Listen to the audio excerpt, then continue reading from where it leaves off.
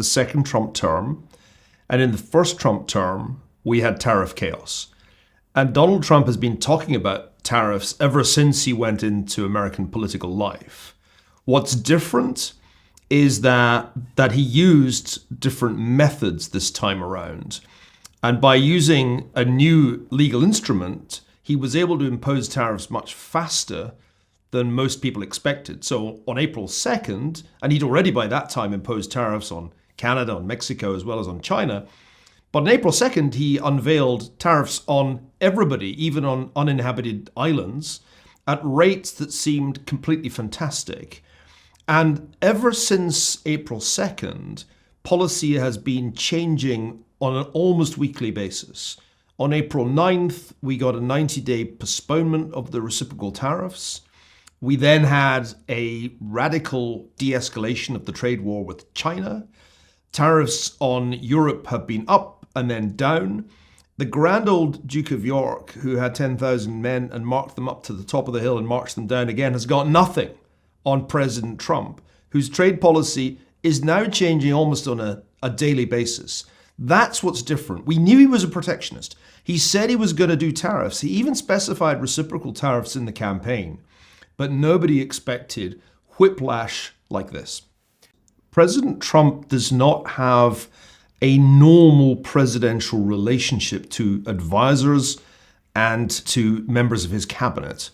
Most presidents use the chief of staff as gatekeeper, and the chief of staff's job is to make sure that there's some kind of rhyme and reason to who gets into the Oval Office. That is not Trump's style, and Susie Wiles, as chief of staff, hasn't been able to control the traffic. As a result, there are days when Peter Navarro, who is a radical protectionist, perhaps the only economist in the world who agrees with Trump's idea of reciprocal tariffs, gets into the Oval Office and has the president's ear. When the reciprocal tariffs were postponed, it was because Navarro had in effect been locked in a broom cupboard, and the Treasury Secretary Scott Bessent and the Commerce Secretary Howard Lutnick got into the Oval Office, cornered Trump and said, you got to do something. You got to postpone these tariffs because we're about to blow up the global financial markets. So it is chaotic, not only in terms of intention and declaration, but also in terms of just access to the president. Three rationales for imposing tariffs, duties on imports into the United States at much higher rates than we have seen in our lifetimes. However things turn out, even if it's just 10% all round, that's going to be a higher effective tariff rate than the United States has seen since World War II. So that's the first thing to remember. What's the point of it? Well, part of the point is revenue. Conceivably, hundreds of billions, some even say trillions of dollars are involved, though I think it's closer to hundreds of billions. So it's a source of revenue, which, if you're running a deficit of 6% of GDP, is a non-trivial consideration. Second reason, well, you want to engage in negotiation with your trading partners. And the US is the biggest economy in the world, and it isn't that reliant on trade compared with some. So this is a way of exerting leverage and doing what Trump loves best, which is to play the bully in negotiations, the art of the deal. Third reason, you want to re-industrialize America because manufacturing jobs from really the beginning of this century started to go overseas in a really big way, especially to China. So the third reason is you're going to make it more expensive to import industrial products, so you build them in America and you encourage investment in manufacturing in the United States. So it can't be all three of those things at once when you think about it, because if it's just a negotiating tool, it's not a regular source of revenue. But Trump uses all three arguments to justify what he's doing. China is really central to all of this. Donald Trump was able to launch his political career when he announced a bid for the presidency in 2015 because he was practically the only politician willing to say that the rise of China was a problem and the United States had to do something about it, and that something included tariffs. In those parts of America where manufacturing jobs had been lost to China as well as to automation, that story really resonated. And I still think the primary objective of Trump's trade policy is to do something about the huge shift in manufacturing from the United States to China. So what are we seeing here? A game of chicken in which Trump ratcheted up the tariffs on China to rates far higher than even the most pessimistic Chinese policymakers expected. They were bracing themselves for maybe a 60% tariff. At one point, we were looking at 145% tariffs on Chinese exports to the United States. But what was interesting was that in the game of chicken, as the Chinese expected, it was Trump who swerved.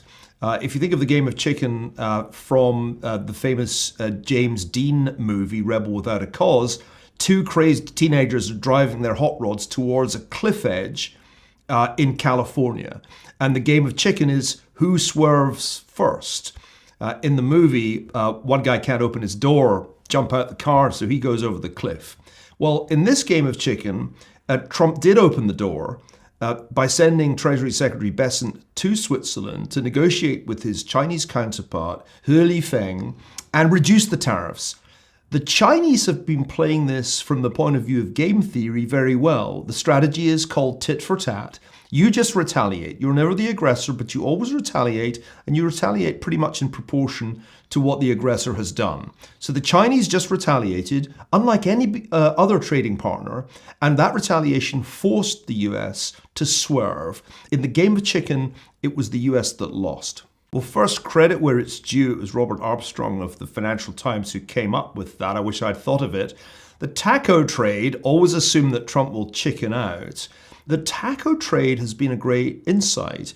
And in a way, it makes sense because throughout his first term, Trump was not, in fact, particularly good at following through on his threats, not only in terms of trade policy, but also geopolitically. Fire and fury was a great phrase, but it did not presage military action against North Korea. So I think the taco trade has worked, except in one respect. Somebody made the mistake of telling Trump about it at a press conference. Now, President Trump does not like being laughed at. He is thin-skinned, as such men often are.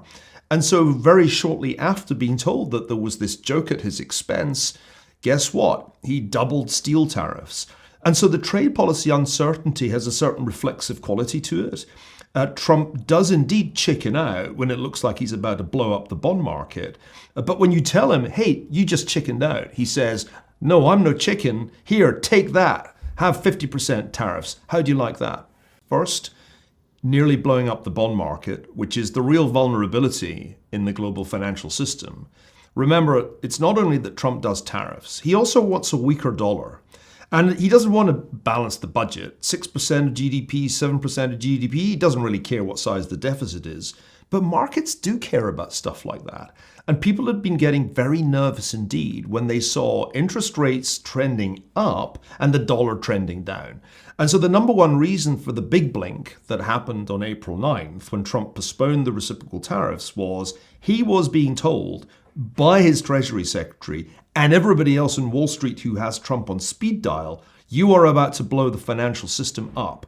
That was the number one reason. And the number two reason, I think, was that the CEOs of Walmart and Target got into the Oval Office and they said, Mr. President, there will be empty shelves in our stores if you cut off all trade with China. Because in effect, Trump had imposed an embargo on trade with China. I don't think it was the truck drivers or the farmers or anybody else that got to Trump. It was Wall Street and it was the big retailers. It's pretty unlikely that you can really re-industrialize the United States by erecting a tariff barrier that makes Chinese imports uncompetitive. That's because history sees a transition that most, indeed all developed economies have gone through, first from agriculture to manufacturing, and then from manufacturing to services. And it's very hard to turn the clock back. Nobody's yet done it. There are a couple of reasons for that. The first is it's pretty hard to get a tariff barrier high enough to compensate for the huge difference in labor and other costs between the United States and large parts of the emerging world.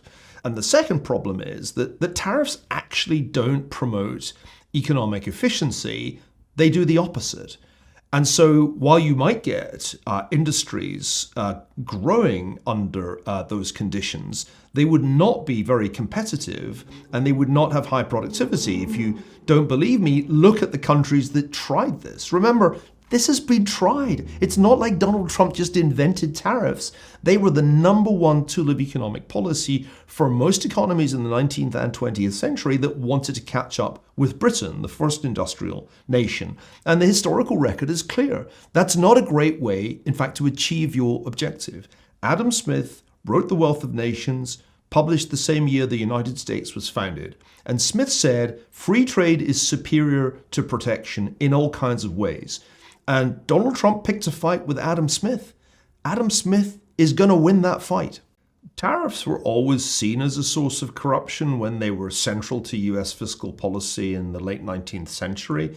But at that time, it was Congress and not the president who controlled tariffs, which is as it should be, because the Constitution spells out very clearly from memory, Article 1, Section 8, that it's Congress that should do tariffs.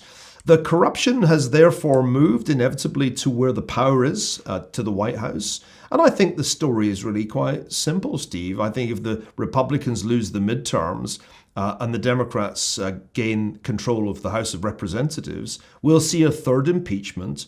And that impeachment will be based on far better evidence than the previous two, because Trump and his family are giving the Democrats so much to work with here that they will be spoiled for choice. It is shocking to have this kind of flagrant oligarchical behavior in the United States, but I think the consequences will not be completely trivial for President Trump if his power wanes.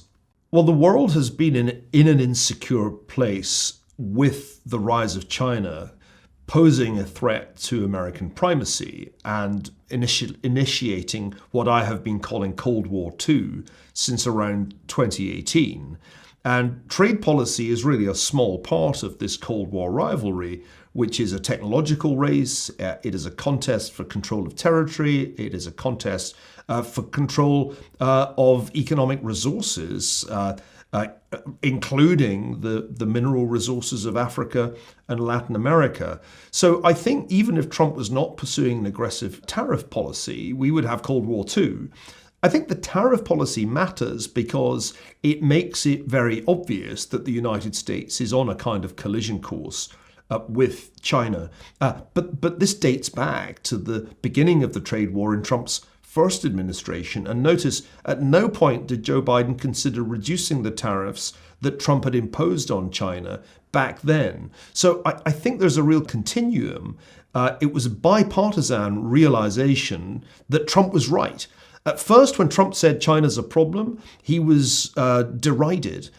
With amazing speed, the political class of both parties came round to the view that he was right. And by 2020, they were competing to see who could be more hawkish over China. In some ways, the Biden administration was much more hawkish on issues like technology, semiconductors, and Taiwan than Trump had been. So the danger has been a continuous one, and I think it can be traced back to before Trump's ascendancy. I think it really begins with Xi Jinping coming to power in China. If the United States does some kind of export restriction or adds Chinese companies to its so-called entity list, China does the same in retaliation. Is it a major problem for each of them? It's not a major problem. The Chinese have shown that they can get around the restrictions on access to the most sophisticated semiconductors. And in the same way, the United States, if it wishes to, can create its own capacity in critical minerals and in rare earths. It's not like these only exist in China. It'll just take some time to create the necessary capacity. So this is part of the way in which I would envision Cold War II continuing. They can each engage in this tit for tat, whether it's tariffs or export controls or other forms of economic warfare. The real action, though, isn't there. The real action is in the military buildup. China is arming on a very impressive scale in every domain, up to and including nuclear weapons. And the big problem for Donald Trump is that it's hard for the United States to match the the scale of the Chinese military buildup in the Indo-Pacific because of the fiscal constraint that I've called Ferguson's Law, which states that if a great power is spending more money on interest payments than on defense, it won't be a great power for much longer. The United States is fiscally constrained. It crossed that threshold last year, and it's very difficult for me to see how it gets down below that threshold when it's adding 6% of GDP in additional debt every year. Well, I don't see it ending. I think it carries on because it's highly unlikely that Trump is going to return us to the status quo ante bellum. We're not going to see tariffs back in the 2% range. The effective tariff rate when Trump was re-elected was still relatively low. We're looking at a minimum 10% average tariff rate, and that's only if all the negotiations go great, which seems to me unlikely. So I don't think the trade war is going to end. I don't think we're going to get back to the old days when the United States was firmly committed to free trade. If we were going back there, we'd have gone back there in 2021.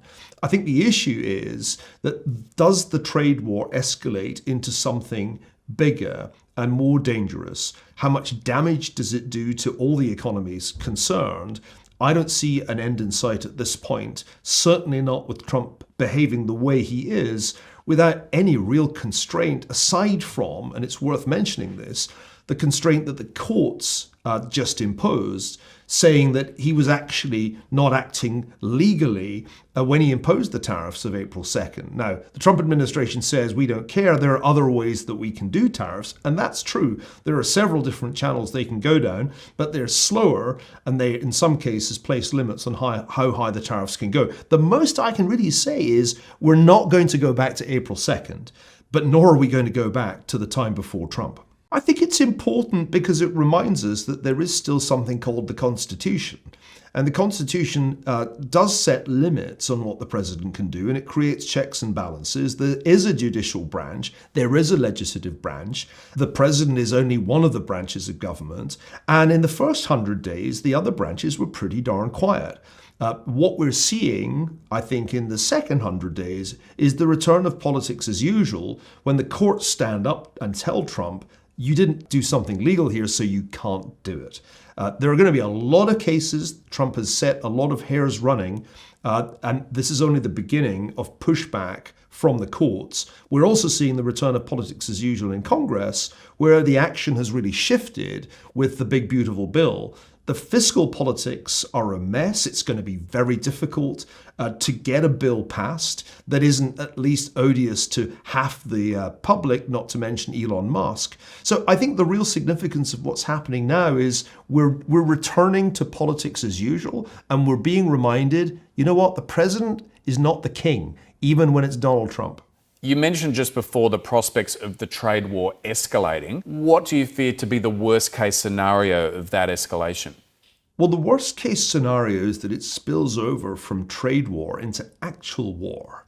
One of the interesting features of Trump's strategy, if strategy is the right word, has been the tendency of the administration to link trade issues with national security issues. Now, if you start to conflate trade and national security issues, two can play at that game. At some point, it's conceivable that so much pressure is being exerted on the Chinese economy, which after all relies very heavily on exports, that Xi Jinping decides, you know what, let's also bring national security into this debate and makes a move on Taiwan. I'm not talking about an invasion or a blockade, but it's perfectly plausible that at some point he says, you know what, talking of trade, we're going to start collecting customs on goods going into Taiwan, which after all, the Chinese consider a province of China. That will be the moment that we leave the domain of trade and enter the domain of geopolitics. We leave behind trade war and we run the risk of real war.